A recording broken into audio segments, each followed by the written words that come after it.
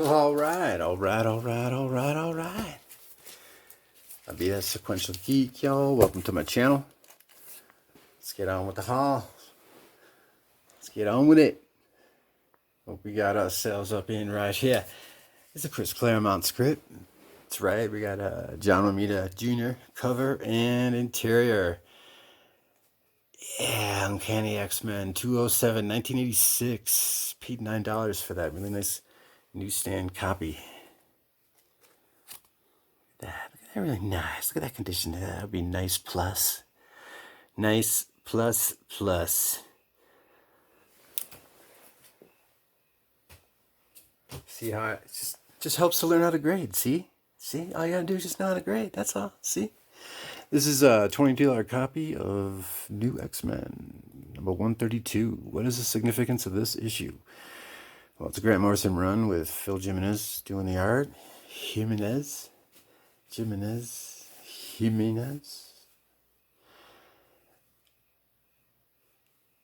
New X-Men, number 132 is the newsstand copy that completes my run of newsstand copies of the Grant Morrison run. From 114 to 140 and then 151 to 155. I already got doubles of that kick-ass run. But yeah, so I just need, what do I need? Thought I just needed one more. I went over my list. Turns out I need 2 more copies of that run, and then I'll have doubles of my newsstand. New X-Men run, right? Yeah, I'm geeking out on that, but hey, this run was significant for me. If you watch my videos, you hear me preach about new Marvels, so just know that this was a game changer. A lot of stuff that was being thrown to the wall to see what would stick would be used in future movies. No joke. So we got ourselves this little landmark collector's item for me to complete my newsstand copy run. Just gotta get a couple more. What do we got? We got a nice spine tick right there, color breaking. Yup. I know I overpaid, right? But I've been looking now. I've been back in the game, hunting, watching YouTube videos since probably the beginning of 2016. Middle of 2016. And I rarely see a newsstand copy of these unless it's like completely beat up. I mean, I'll pass on a really beat up copy of these. To me, they're new enough that I think I should still be able to find something with one spine tick. You know, worst case scenario. Some of them are a little bit more beat up than others, but like I said, they're really hard to find. The rest of these newsstand copies I got from one seller. They ranged from $250 to $350 a piece. And these are now like my 3rd, 4th copies. This is the Nuff Said issue, New X-Men, February 2002, cover date. Nuff Said issue. No text at all in those entire Nuff Said stories that went across the Marvel line that month. We got ourselves a issue 122. These are all going to be newsstands. This is a really beautifully illustrated, Frank Quitely run, Grant Morrison scripted. And look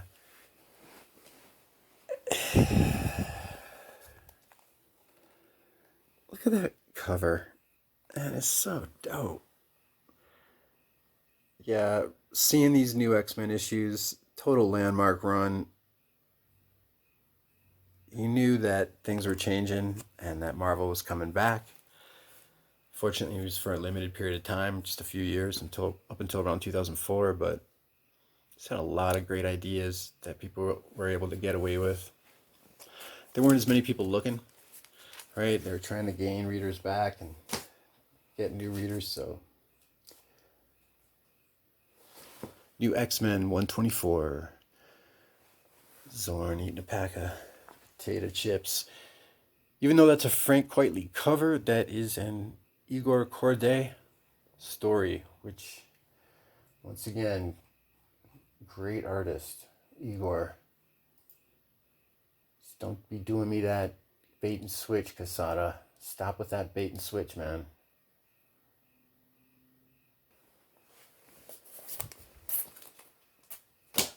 It's a really nice classic, you know, broken photo cover. It's becoming a thing ever since Watchmen. Yes, Frank Whiteley did the interiors on this. Woo! You know it. It's true.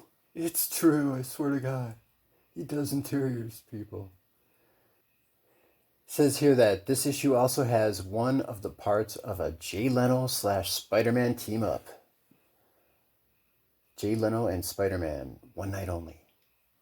It's a comic adventure that was published in various separate issues of the Marvel Comics magazines. There's a trade out there somewhere with that story. All right, get your broken glass picture on. Another Igor Korde artwork. Definitely recommend it. Does not do the story wrong. It's just the whole bait and switch that I do not dig. What else is going on around that time? Marvel Comics Annual 2001. Ourselves the first appearance of Zorn. Of who? Zorn. First appearance of Zorn. He's got a star as a head, y'all. Doesn't get any more narcissistic than that. I mean, damn, if that doesn't give it away that it's Magneto, what the fuck would? I mean, come on, man. I saw that a mile away. You guys, man. Anyway, this is a total of $10.25. That includes shipping. And ourselves another Newsstand copy. Another one. Wow, they printed it upside down. Fuck, it's a misprint. What do you know? We got ourselves another one that is Marvel Comics 2001. Thinking, what did I pay for that? It's like $8.50. And this is a beautifully illustrated Salvador Larroca story. Something about how, like, Rogue, first of all, Psylocke died, I think, in like issue 2 or 3 of Extreme X-Men, and then her psychic powers were holding back the Dark Lord. The Dark Lord! Who was it now? Motherfucker. What's your problem? It says Rogue locates the Reaver's base where the Shadow King, that's it, invades her mind and transforms her into the Shadow Queen.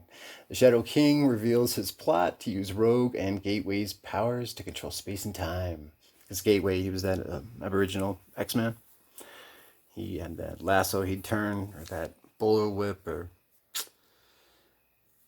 You know what I'm saying? He had that artifact that he would whip around in there. Forgot what it's called. It does have a name. Let's look it up. And actually, it is called a Bolo Whip. And it is from the Aboriginals. And there was, now that I remember, now that I recall correctly. Hold up. I say now, hold up. If I recall correctly, are plums, beautiful bluish hue. That was Mr. Will Ferrell. If I recall correctly, okay. If I recall correctly. Yo, so it's Talisman. That's the guy's name. That's the name of this, an Aborigine mystic with powerful abilities stemming from the otherworldly Dreamtime dimension, the energies of which he controls with the use of his bull roar. That's the guy that originally appeared in Marvel Superhero Contest of Champions, like way back in 1982. That spring, that summer of 82. And Gateway's got one of those bull roars and uses it to create this teleportation gateway. It's a chapter in this story. One of the parts is where Rogue is sought after by this Dark Lord because he thinks that Gateway, his teleportation powers, along with Rogue's powers, are his key to conquering space and time. And there's the Reavers are involved, and it's just this Dark Lord that used to be imprisoned by Psylocke, but since she died, like in issue number 2 or 3, this Dark Lord gets set free. Whatever. I just know that the artwork in here is all right.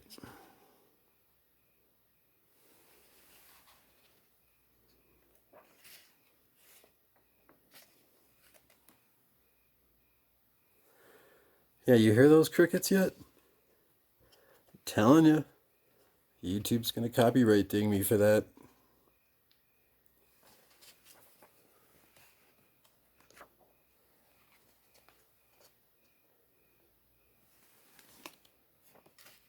Yeah, Salvador Alroca.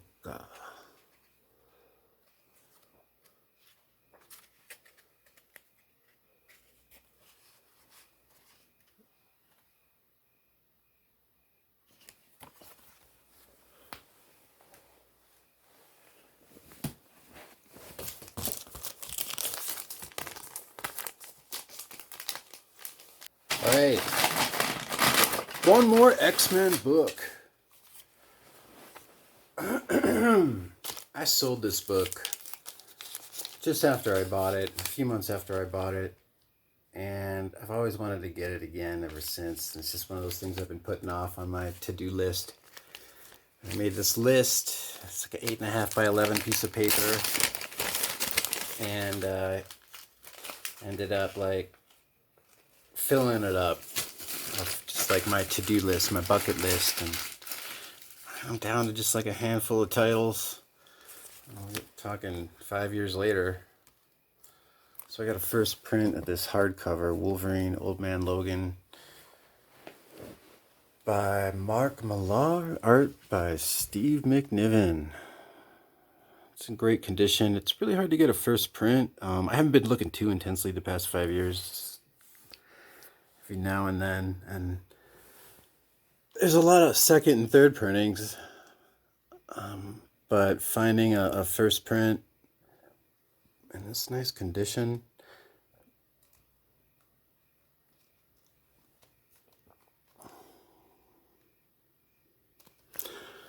Yeah, it was $56 off eBay altogether. Yeah, I don't like to show too much just because with the hardcover. Yeah, fuck it. I'm a long day today. It's Monday, and I'm not going to make it any worse by accidentally dropping that. Trust your instincts, people. Better know how to handle your own books and wait till you're dealing with a dealer's books. My instincts are telling me just chill right now with that. I am.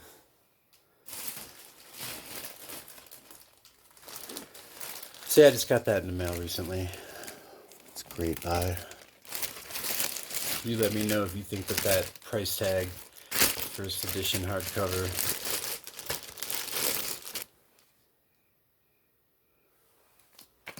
collecting Wolverine 66 to 72.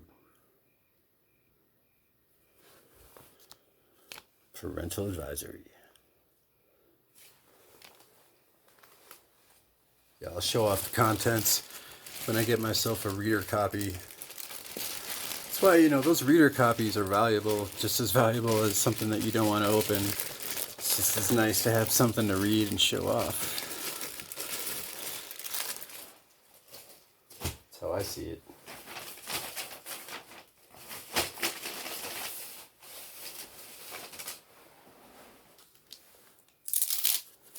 You know what? This weekend, let's get straight over to Indie Delights here. These little treats. Capitol Hill, Denver. It's this bookstore, Kilgore Books. I did that one video on Kilgore Books, the one that only got like 23 views or some shit. Now, I show first.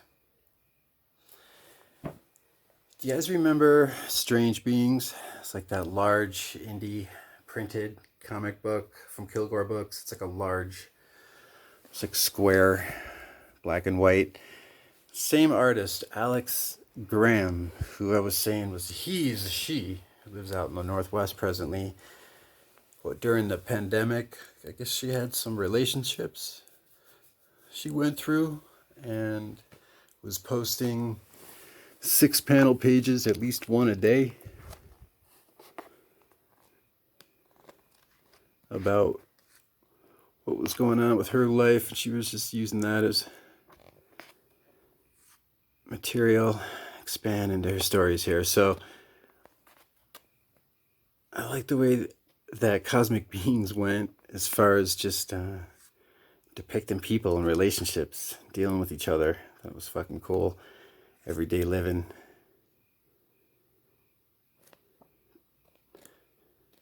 Everyday living of a certain type of lifestyle, right? It's a window into this person's experience and this person's life. Some adult content right up in here. But then why not? It's a book about a person going through relationships, living on their own in Seattle. I'll have to read it to find out if she ended up sharing places with somebody or what, but I believe she also did this bookmark.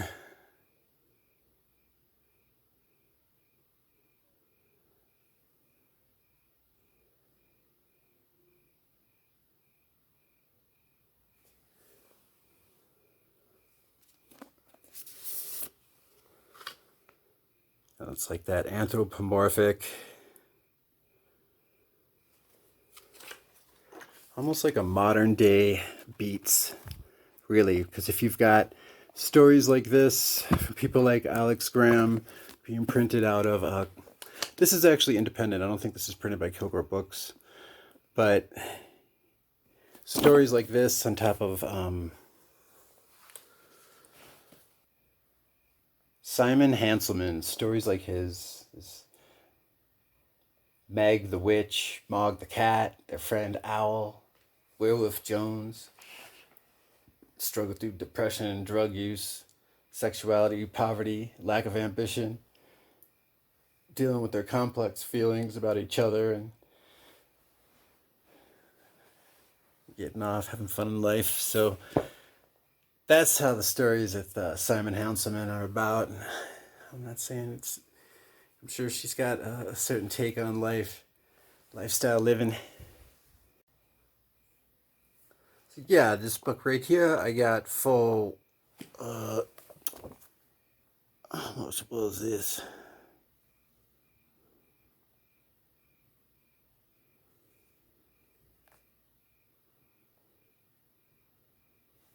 I have no idea. If you can read that, let me know how much I paid for this. Yeah, this was like $10, I think. So there's no price on it. So these are really hard to find, the original printings. There's been 10 issues altogether, and this just came out. It's a reprint of the first 5 issues of Blammo.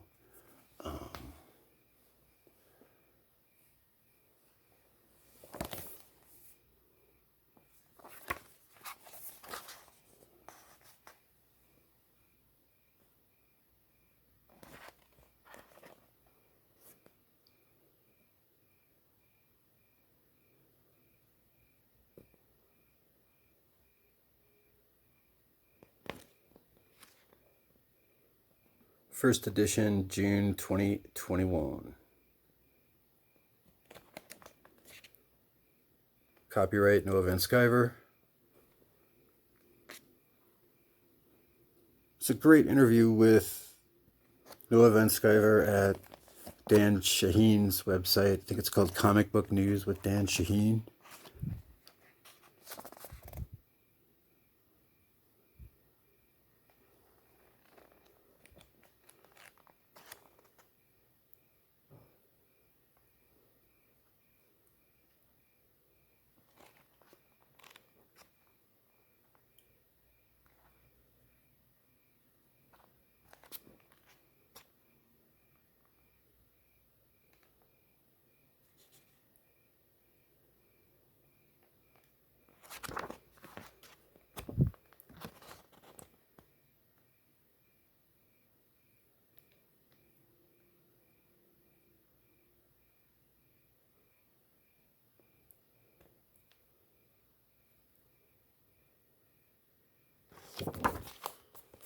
So I got that one to read. This one was originally $40. I got $10 off because it's dented here. There's a little bit of missing right there.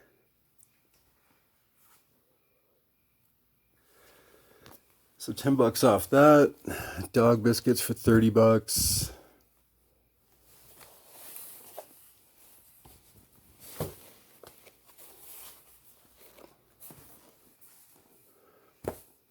So I got my Dog Biscuits by Alex Graham for $30, $10 off. And Blammo issues 1 through 5. Reprints. Plus bonus material. That was over downtown Denver at Kilgore Books. Check it out. It's on 13th and Pearl. The beginning of one of my vids I did recently when I was going out to the bar. I think it started off with like a shot of Kilgore Books. It's next to Wax Tracks, the used record store. They got that street art design, that wall art of Lemmy, Rockstar on the side of their building. Alright, let's get it on. Right? Not just yet. 2015. Paid $58.65 for both of these.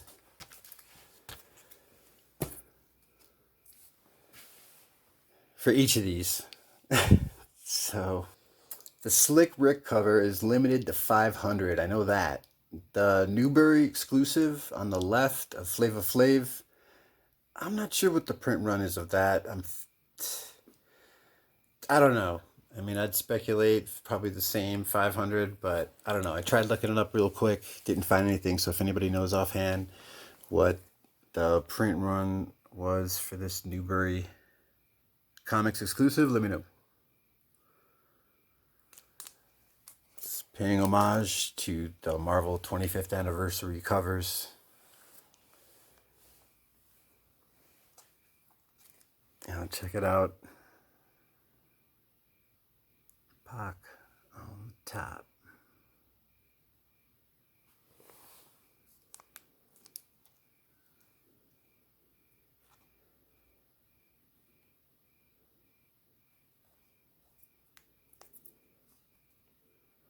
Damn, how many of these guys can I do? Was that Fat Boys? Kid and Play? That's that producer?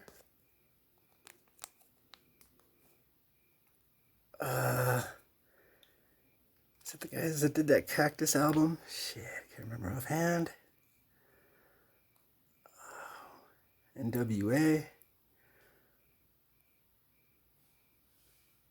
Digital Undergrounds. What's his name? Shit. Run DMC. Coolio. Slick Rick. I don't know who that is. Fat Albert. B-Boys, Beastie Boys, LL Cool J. I think that's the Fat Boys. Shit. Oh, snap.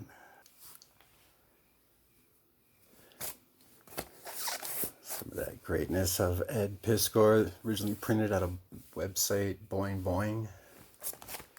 Yeah, boingboing.net. Yeah, boingboing.net. That was where you had the original release of these Hip Hop Family Tree comics. Coming off the internets for your pleasure.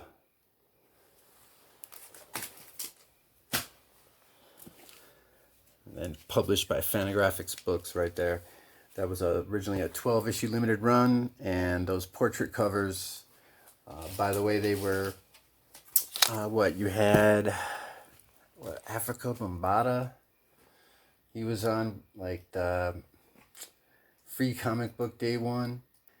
So you had 4 portraits. You had Flava Flav, Newbury Comics exclusive. As far as these, like, portrait exclusives that have the Marvel 25th anniversary homage framed image.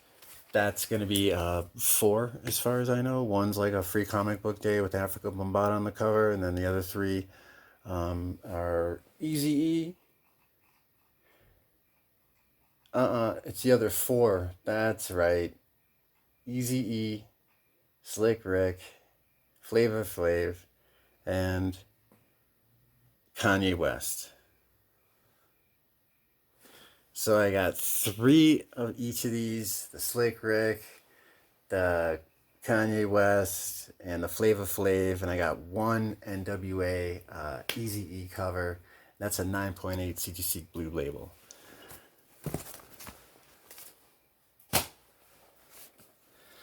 Now, I'm all about that Boba Fett Dark Horse.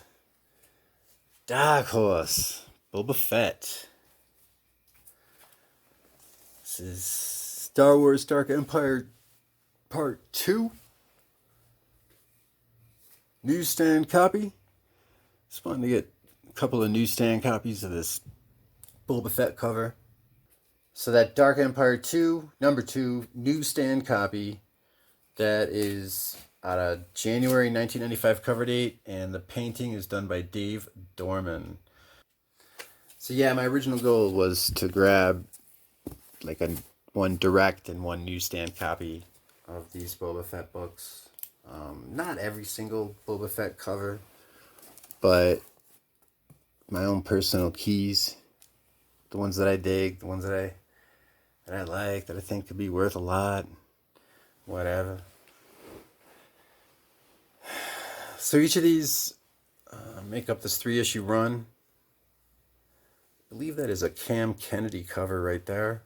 On the far right is by Matthew Laufray. Some really cool paintings. Really nice cover work. Keeping that Boba Fett property iconic.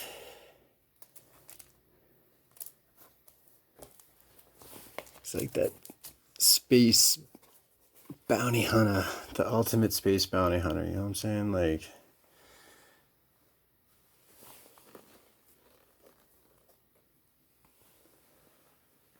pretty fucking cool. Boba Fett, Bounty on Barracuda, came out cover date December 1995. That one I actually paid $25.73 for. Star Wars The Fat Lady Sings, I paid $9 for. And the one on the far right, Star Wars Boba Fett Murder Most Foul. It's a cover date of August 1997. That's the one that's the painting by Matthew Laufray. And that one I paid $13.64 for. So, not bad spine. A slight color break right there. Very slight. But yeah, it's a $25 price tag right there. This other one, right here, this Dark Empire 2. That's from 1995, actually. Paid $20.16.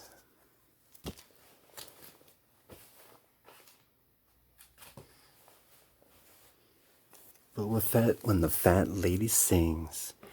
I got a newsstand copy of this, not bad shape, that's on eBay right now for, I think, around $9. Nice slight color break right there.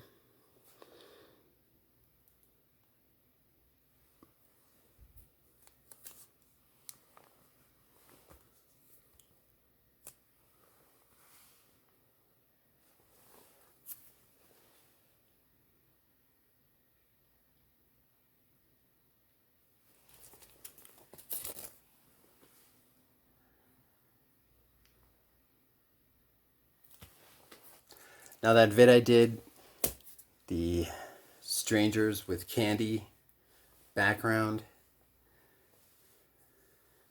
guy originally wanted 30, then he wanted 25, and I asked him to send me an offer for 20.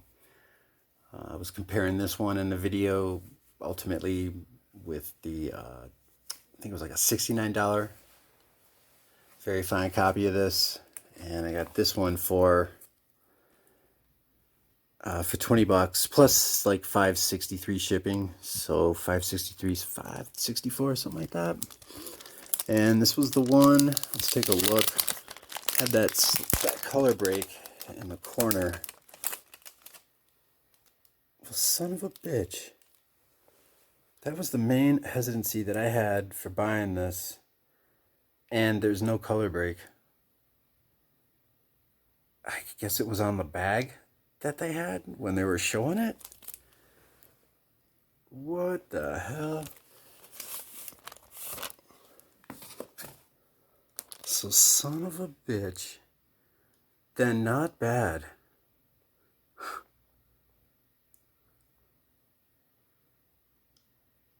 Yeah, there's a little bit of breaking going on right there with the spine. But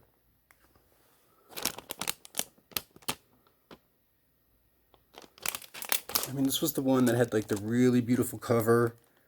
And then two, when you saw along the spine, it was not broken, which it is fine. Well, son of a gun. Look at that. No color break in the corner. Must have just been the bag. Well, fucking A. I'll take it. Because my deal was that I was sick and tired of spending money on these books. Like, what, just number 2 right here. This is $25.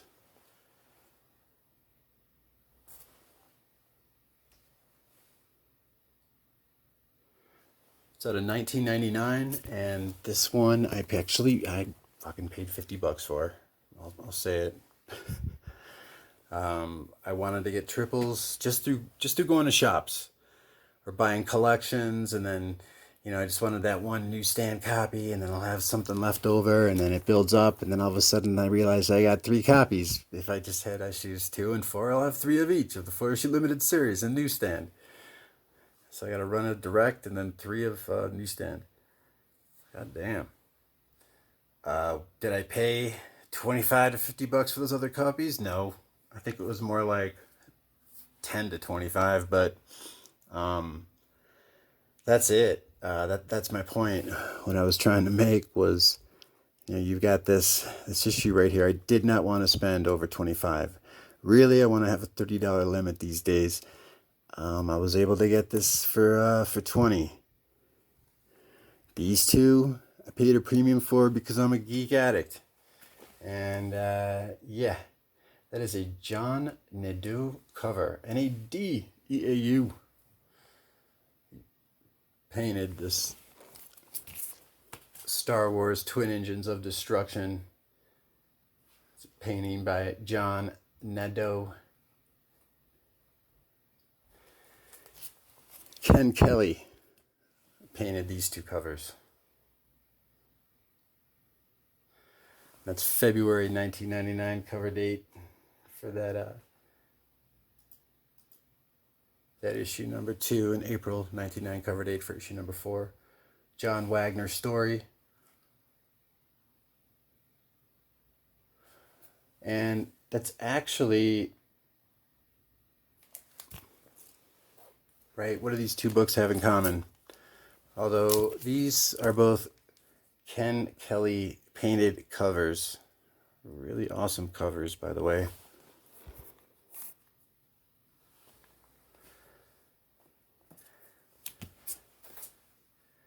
You have John Nadeau doing the interiors for Star Wars Enemy of the Empire number 4 on the right, and he did the cover and interior artwork for Star Wars Boba Fett Twin Engines of Destruction, that one shot out in 1997. Jodo cast. This guy is impersonating Boba Fett, and it's taken out by Boba Fett essentially. So speculatively, you could say he's going to appear in those Boba Fett flashback television episodes that are going to be at Disney Plus. It's supposed to be a bunch of flashback episodes, I hear. So while Boba Fett was out of commish in the middle of that sandworm deal, whatever the hell that motherfucking thing was, people were filling in that vacuum, that void that was created. The power vacuum of the Boba. So we got 1995. January 1995. December 1995 cover date. I know this is 1996. Don't know the cover date month. 1997 cover date August. 1997 Twin Engines of Destruction. It was written by Andy Mangels. 1999 Boba Fett, Enemy of the Empire. It's Ken Kelly paintings. All right. November 2000 cover date. Boba Fett, Agent of Doom. Very fine near mint copy for $23.10. $23.10. It's a nice Dark Horse Comix, Star Wars, Lucas Books collaboration. The turn of the century. That is a Francisco Ruiz Velasco cover. John Ostrander script. January 2001. Got myself this really badass looking Boba Fett.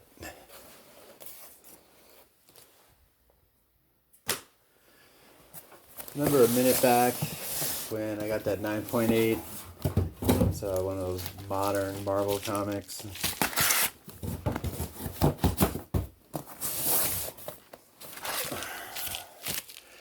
So I showed this off, I don't know, a year ago. This is Star Wars Bounty Hunters #1, May 2020 cover date. It's a photo variant. Looks like it's cover #3. First printing, issue #1. So that image is from Empire Strikes Back, right? I don't remember what I paid for this offhand. I'm guessing around $115. But I might have got it for just under $100. I have to go look back. Around $100, okay? And I thought that was like this unique image that Marvel decided to pull from the many still images that they can pull from one of the Star Wars movies. Something unique to the new brand, the new 21st century version of Marvel, former Marvel, buying Star Wars, and then I figured they'd make an effort and be unique, right? And so I saw this cover and I thought, this is great. They pulled a still from Empire Strikes Back, fucking A, and they got IG-88 in the background, right? You got the Mandalorian movie with, what is it, IG-11? Helps with the brand identity, brand recognition. So I was wrong. Found this online recently. Yeah, I found these two. Yeah, they're from 2001. Cover date January 2001. Star Wars Underworld 2. Mike Kennedy script, Carlos Meglia interior artwork out of Dark Horse Comics. They're both roughly the same condition. I got one for $30.32, the other for $36.66.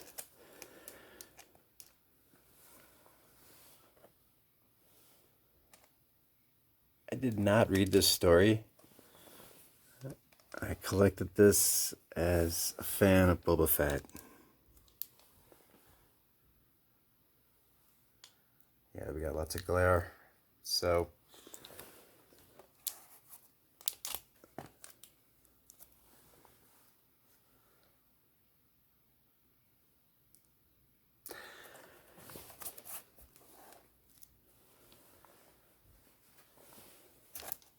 yeah, not unique. Not much work done. Former Marvel, not unique.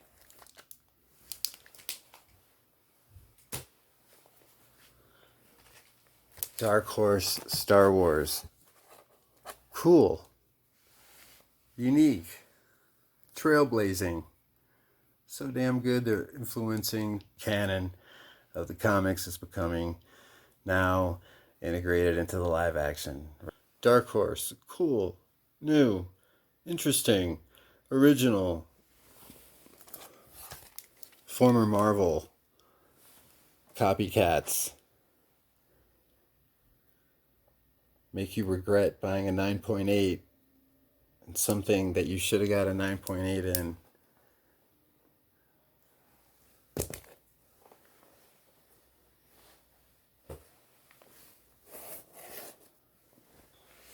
So yeah, learn from my mistake.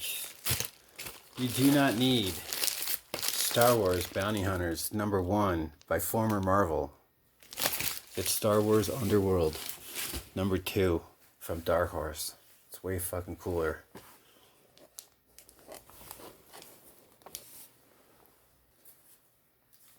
Yo, Bosk is growing on me, man. He ain't so bad to hang out with. Got a couple of really nice copies of Star Wars Underworld, number 4 to 5. Each of these Star Wars Underworld comics had an A cover and a B cover, right? The B cover was the photo variant. And got ourselves a nice Bosk Boba combo. So one of those I paid $22.49 for. And the other one I paid $19.50 for. Basic. Oh, we are wrapping up this haul. It's got a few more comics to show off. And what better way to end it than with a little bit of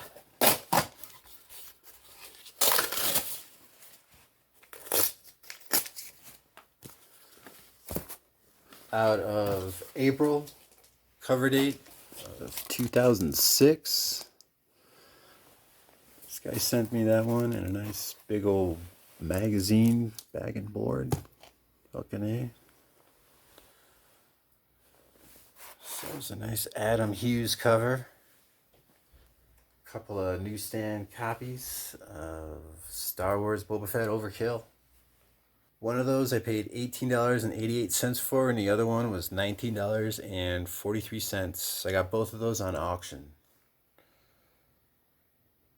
It's like a week auction up on the eBayses. Don't you know? So what we got up in the right here is Information Cafe. That's right. The only kind. Mutiny. Use books, use records, use CDs, use cassette tapes. Got your back issue dollar holla bins. The main new comic section along the wall. They got some key books and some glass tables. And then in the distance, saw this Image comic by Kane and Kane Able. You check this out. Now on Ryan Nguyen, Winn, Ryan Nguyen, he has this comic book talk show where he interviews people that are willing to have their recent newly published comic book art be critiqued or be given props to him and by him. The Comic Shit, that's the name of this like news channel comic book reviews that Ryan Nguyen and his crew does. And at the end, he's got this local comic shop owner that gives a shout out to his favorite comic book title of that week. And this is the one that he recommended. When I saw it on the wall over at Mutiny Information Cafe, it just was like, yo, this looks fucking good. In the review I saw on Ryan Nguyen's channel. And if you check out his channel, it's extremely campy. They know it. They know they're being cheesy. They got some gags based off of a pirate ship theme deal. Just the way that they bookend their show. He actually bookends his show with a band. He does have Ryan, Man on the Street, that covers albums that he recommends. But at the beginning of each vid, Ryan Nguyen plays usually like a punk band, some type of video that is really cool. And some of the bands are from other parts of the world. So we got Kane Able, printed by Image Comics. We've got Jack Kirby being referenced in here. Haven't read this yet. I want to read it. It's so nice. It's one of these books I don't want to read because I don't want to ruin it. I just want to find a reader copy. Reader copies are a lot more valuable than you think, people. It's about how Jack Kirby, one of the stories, I guess, is how Jack Kirby's ideas were influenced by aliens. Get your Jack Kirby tribute on. 28th, yo. Jack Kirby's birthday. I think I already mentioned that. If you want to be reminded, check out McKinley Richards' channel. He's in on the game too. He's in on it. Happy birthday, Jack Kirby.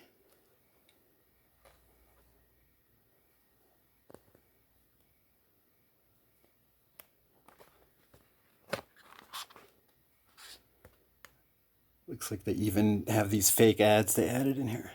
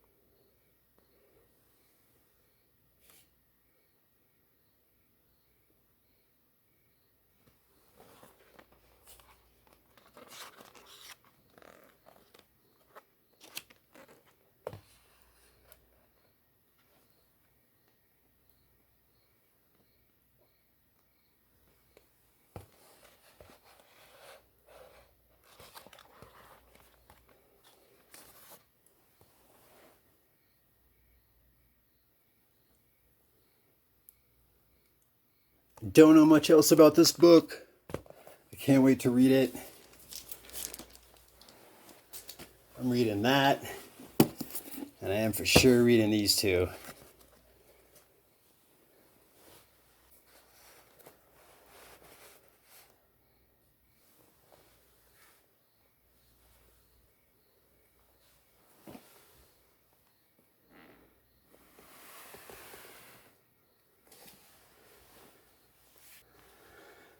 And that's my haul, y'all. Thanks for watching. I really appreciate your time and all those comments. Loving all the feedback. We are no echo chamber here, you know what I'm saying? Express your mind. Expect feedback of any kind. Give each other some feedback. Give me some feedback, yo. Express your mind. Expect comebacks in kind. No echo chambers up in here, you know what I'm saying? Point being, I love your comments, and thank you for putting up with mine. Stay safe. Peace.